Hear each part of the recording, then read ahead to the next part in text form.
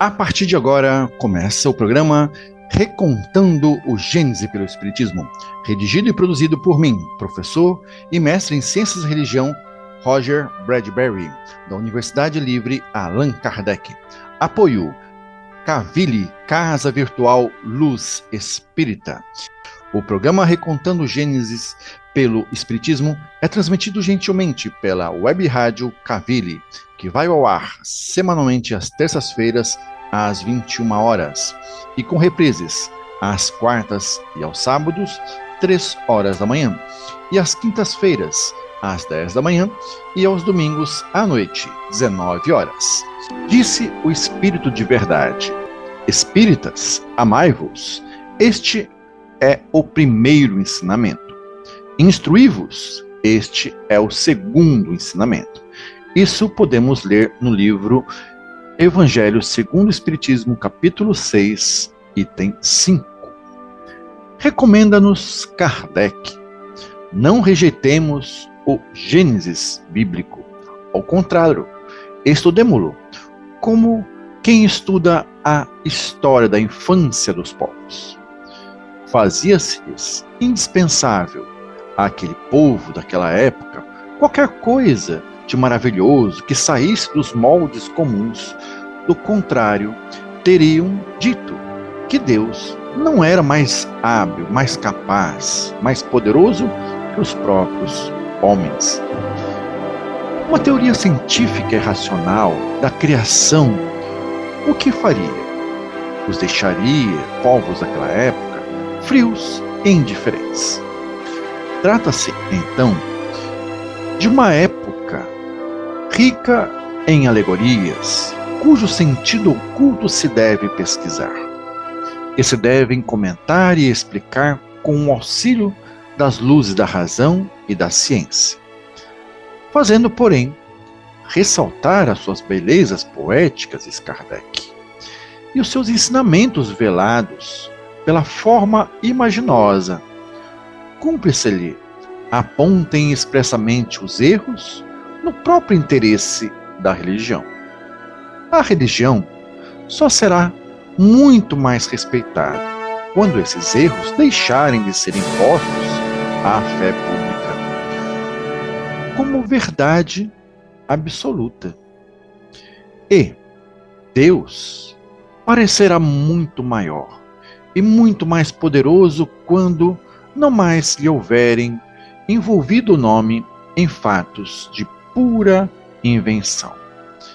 Esta citação é de Kardec no livro A Gênese, capítulo 12, item 12 também. É com muita satisfação e alegria que retomamos agora a série de estudos sistematizados recontando o Gênesis pela hermenêutica espírita. E como nono encontro de hoje, teremos como tema os espíritos degradados da Estrela Capela.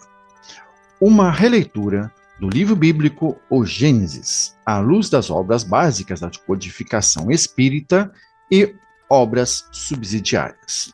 No encontro anterior, tratamos da ação direta de Deus na criação. E, no programa de hoje, continuaremos a fazer uma interpretação detalhada e minuciosa dos capítulos de 3 a 11 do Gênesis Mosaico. E como epígrafe temos: por que te iraste? E por que teu semblante descaiu? Se bem fizeres, não é certo que serás aceito? E se não fizeres bem, o pecado jaz à porta, e sobre ti será o teu desejo, sobre ele deves dominar. Isso considera Deus a Caim. E se levantou Caim contra o seu irmão Abel e o matou.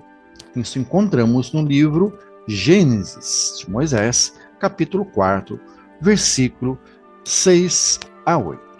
Vamos agora ao nosso texto base. Edgar Armon importante estudioso do Espiritismo, em seu livro Exilados de Capela, explica-nos que o Gênesis, que estamos estudando, é o primeiro livro de uma série de 5 livros escritos por Moisés. Por isso, mesmo ficou denominada Pentateuco Mosaico. Em diferentes épocas, o profeta e legislador Moisés escreveu a longa e trabalhosa peregrinação terrena daquele povo hebreu. Para muitos historiadores e exegetas, os ensinamentos foram acrescidos e acomodados pelo sacerdócio hebreu, segundo as conveniências religiosas da época. Isso lemos no capítulo 11 de Exilados de Capela. O Gênesis trata da criação do mundo e dos primeiros acontecimentos. É a história das primeiras gerações do povo hebreu e os fatos que com ele se deram até seu estabelecimento no Egito, incluindo o testemunho da descida dos capelinos até ali. Está isso bem claro e patente nos primeiros capítulos, e com base remota de documentação histórico, mítico, religiosa, acrescenta Edgar Armond no Exilado de Capela, capítulo 11. No livro A Caminho da Luz, capítulo 3, diz Emmanuel que um dos orbes das estrelas de Capela, na constelação do Cocheiro, onde quase todos os mundos que lhe são dependentes já se purificaram física e moralmente, sem guerras e sem uma alimentação carnívora dos seus habitantes. Um mundo em transição que guarda muitas afinidades com o globo terrestre atual. Então, há muitos mil anos, atingira esse planeta a culminância de um dos seus extraordinários ciclos evolutivos, assim como está ocorrendo na Terra. Lá existiam alguns milhões de espíritos rebeldes no caminho da evolução geral, dificultando a consolidação das penosas conquistas daqueles povos cheios de piedades e virtudes. Mas uma ação de saneamento geral os retiraria dali, os aliviaria daquela humanidade, que fizera essa humanidade jus à concórdia perpétua, para a edificação de seus elevados trabalhos. As grandes comunidades espirituais, diretoras do orbe, conta-nos Emmanuel no capítulo 3 de A Caminho da Luz, deliberaram então localizar aquelas entidades que se tornaram pertinazes do crime aqui na terra longínqua, onde aprenderiam a localizar, na dor e nos trabalhos penosos do seu ambiente, as grandes conquistas do coração, impulsionando simultaneamente o progresso nosso, dos seus irmãos inferiores terrenos. Aqueles seres capelinos, angustiados e aflitos, andariam desprezados aqui na terra, na noite dos milênios da saudade, da amargura, na longínqua terra. Reencarnariam no seio das raças ignorantes e primitivas, a lembrarem o paraíso perdido nos firmamentos distantes. Esta vaga lembrança da sua situação pregressa, tecida no hino sagrado das reminiscências e nas tradições de um paraíso perdido, passaram de gerações a gerações, até que ficassem arquivadas nas páginas da Bíblia, narra Emmanuel no livro A Caminho da Luz, capítulo 3.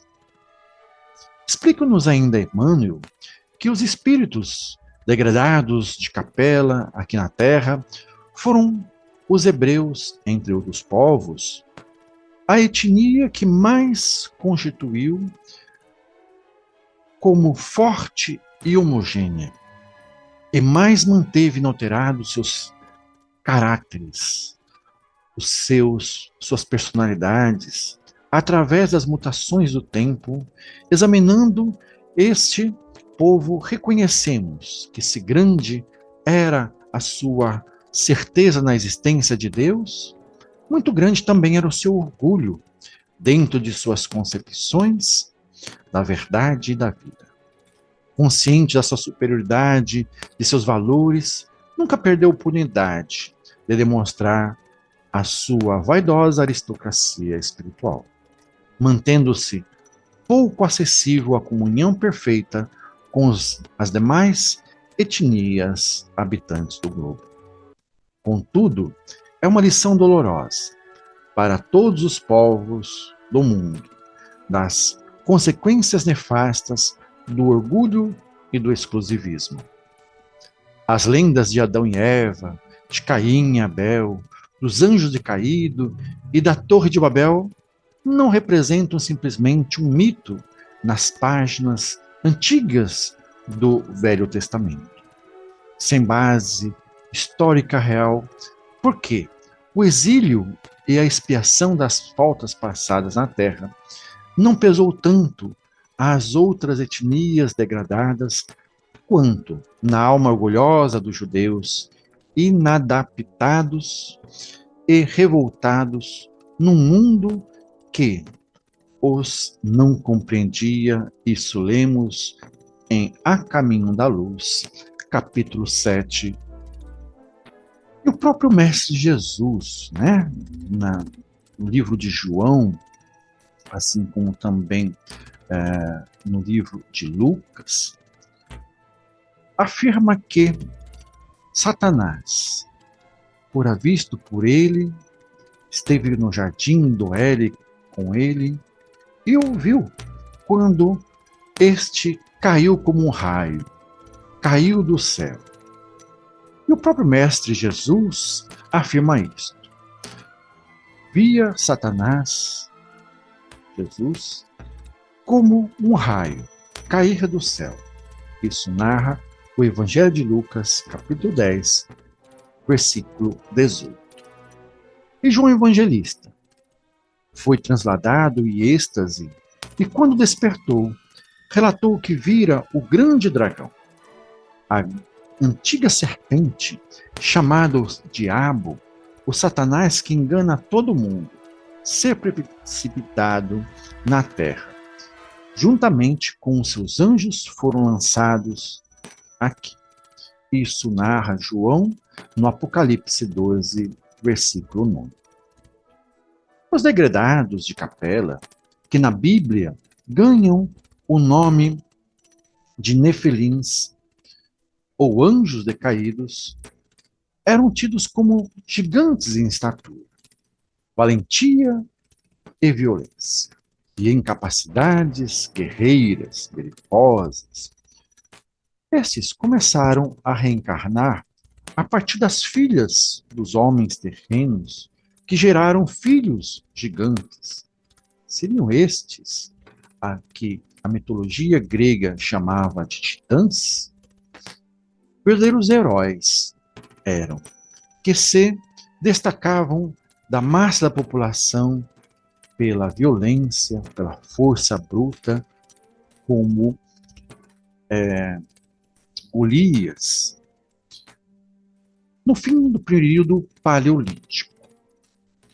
Isso assustou em muito o escriba que registrou que estavam abaladas as estruturas celestes e, sobre a terra, a maldade humana se espalhara e ainda que toda imaginação e pensamentos humanos e seus corações eram maldade continuamente. Então, acreditou o escriba ser tão grave e intolerável que registrou o possível sentimento de Deus. Um sentimento de profundo pesar em seu coração e ter se arrependido de ter feito o ser humano sobre a terra. Isso podemos confirmar na visão de Moisés no livro Gênesis, capítulo 6, versículos de 4 a 6. Em paralelo a isso, tradições apócrifas contam que todos estarão temerosos, e os sentinelas do céu, esses espíritos guardiões, estarão aterrorizados. Grande temor e tremor se apoderarão deles, mesmo nos confins da terra. O chefe dos sentinelas, e tiveram eles muitos feitos, como Samiasa, que era o seu líder, e lhes tomaram então as mulheres humanas como esposas, com as quais eles coabitaram, ensinando-lhes sortilégios, encantamentos e a divisão de raízes e de árvores. Esses devoravam tudo que o trabalho humano produzia. E comiam a carne e bebiam sangue dos animais do campo. Azaziel, um outro líder capelino que aqui estava, ensinou os seres humanos a fazer espadas, facas, escudos, armaduras, peitorais. A impiedade, então, aqui na terra foi sendo aumentada. A fornicação, o sexo desregrado, multiplicara-se. E eles transgrediram e corromperam todos os seus caminhos, diz o livro apócrifo de Enoque. J. Herculano Pires, importante estudioso espírita, situa o início da nação semítica, hebreia, como industriosa, apta para as artes e as ciências, sem haver passado essa nação pela infância intelectual, o que não é próprio das etnias primitivas, mas concorda com a opinião de que ela se compunha de espíritos já avançados. Caim era lavrador, Abel era pastor. Logo mais veremos que Caim casou-se, mas com quem? Teve filhos, com quem? E construiu uma cidade para quem? Tratemos agora do fratricídio de Caim, cujo símbolo é também um dos mais significativos. Vemos na Bíblia que Caim matou Abel por ciúmes de Deus. Ambos haviam oferecido ao Senhor as primícias dos seus trabalhos. Caim ofereceu os frutos da terra. Abel ofereceu os gordos rebentos do seu rebanho, o que mostra que já viviam na era das civilizações terrenas. Mas o Senhor não gostou da oferta vegetal, preferindo então um sacrifício animal de carne. Com todos os deuses antigos, também o Deus único da Bíblia gostava mais de carne do que de frutas. O mesmo fato de Caim ser pastor e Abel lavrador já nos mostra que Adão e Eva viviam numa civilização já constituída, já bem alicerçada. Se já havia profissões, divisão do trabalho, especialização da produção e até mesmo fundação de cidades, é evidente, diz Herculano Pires no livro Visão Espírita da Bíblia, que o mundo não estava começando, mas já havia começado há muito tempo de uma forma organizada e citatina, vamos dizer assim. Conta-nos o professor Milton Schwantes que o livro Gênesis, de 6 a 9, que é escrito provavelmente por Esdras, profundamente marcado pelo exílio da Babilônia. Este é a reação palestinense dos deportados, dos exilados, contra a imposição religiosa e política implícita no mito babilônico do dilúvio, da serpente marinha ameaçadora Tiamat, do deus Sol Marduk e do deus Lua, Nana, entre outros deuses. O Império Babilônico se autoapresenta como garantidor do firmamento do céu no seu lugar, assim como a violenta opressão e sacrifícios humanos dos astecas garantiam que não haveria um fim do mundo. Satisfeitas as divindades, elas assumem a tarefa de manter fechadas as comportas do céu. A função do culto é manter este firmamento no seu lugar, na devida ordem, acalmando as divindades com sacrifícios nos seus templos. As torres, as zigurates, têm esta função preciosa: levar sacrifícios para bem perto das divindades no céu. O sol, a lua, a fim de que esses mantenham estável o cosmo e deixem fechadas as comportas do céu. Enquanto o culto imperial funcionasse, o perigo do dilúvio estava afastado. A crise desse culto deixaria irritados os deuses, o que poderia trazer então um dilúvio, as enchentes, as catástrofes, como por exemplo a de Sodoma e de Gomorra. O império se mantinha, pois, através da intimidação e do medo. Este era efetivado no dia a dia pelo exercício, pela coerção bruta, mas ele se estabilizava e eternizava no meio do próprio culto da religião, que dizia exorcizar o medo enquanto mantinha, de fato, já que a desordem, a rebelião e o descaso ao culto poderiam causar a sua destruição. O exército e o culto sacrificial garantiam a superação do medo pelo medo. Isso lemos no livro Projetos de Esperança, Meditações sobre o Gênesis de 1 a 11, de professor Milton Schwartz. Como vimos acima, este é o discurso do opressor, cuja alegoria evidencia Caim. Representa o egoísmo humano de uma etnia em desenvolvimento. Abel é a vítima inocente desse egoísmo feroz. Deus pune a Caim, mas não o aniquila, porque Caim ainda precisava continuar progredindo pela reencarnação. O Deus em questão não é o Deus verdadeiro, mas um guia espiritual, meio atrapalhado, que representa o Senhor perante a ingenuidade deste povo nascente. É inacreditável que ainda hoje nos queiram impingir essas alegorias em seu sentido literal. O que faz o Espiritismo em face desse problema? Pergunta Herculano Pires. Rejeita e condena a Bíblia como falsa? Ou pelo contrário, diz Herculano Pires, o Espiritismo procura interpretar a Bíblia em seu espírito e verdade, em vez de apegar-se apenas às suas tradições e aos absurdos da letra que mata.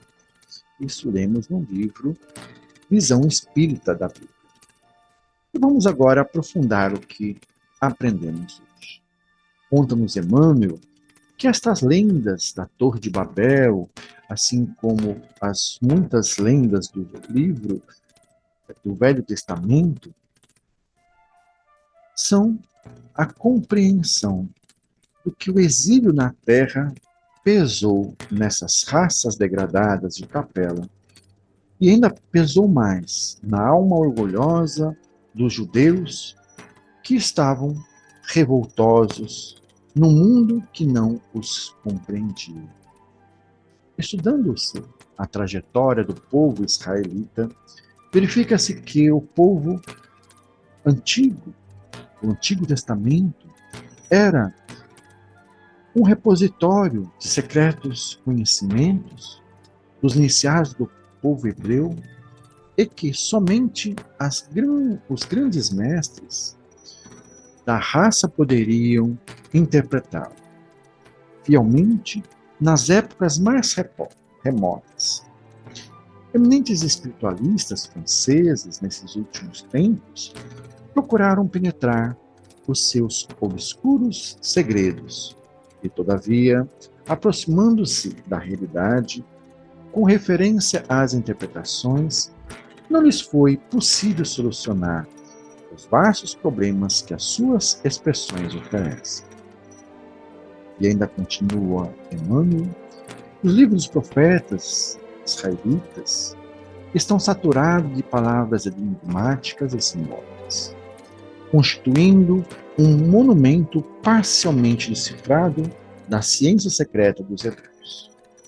Contudo, e não obstante a sua feição esfingética, enigmática, é um poema de eternas claridades. Seus cânticos de amor e de esperança atravessam eras com o mesmo sabor indestrutível de crença e beleza.